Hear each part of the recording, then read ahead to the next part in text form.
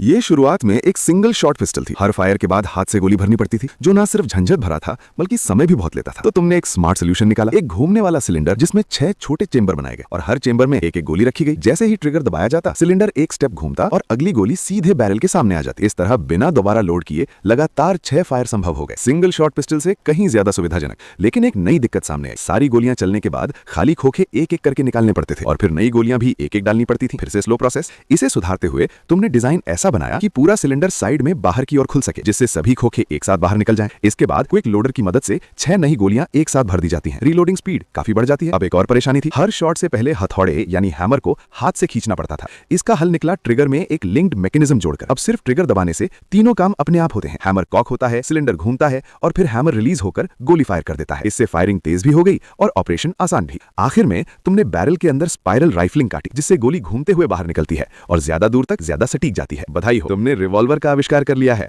ये हथियार अपनी सिंपल और भरोसेमंद बनावट के लिए जाना जाता है। इसमें जैम होने की संभावना बेहद कम होती है और अगर कभी डड राउंड भी आ जाए तो बस ट्रिगर दोबारा दबाने से अगली गोली फायर हो जाती है। इसी सीधे साधे डिजाइन और कम फेलियर रेट की वजह से रिवॉल्वर आज भी सेल्फ डिफेंस, लॉ एनफोर्समेंट और कलेक्शन की दुनिया में अपनी खास जगह बनाए हुए हैं।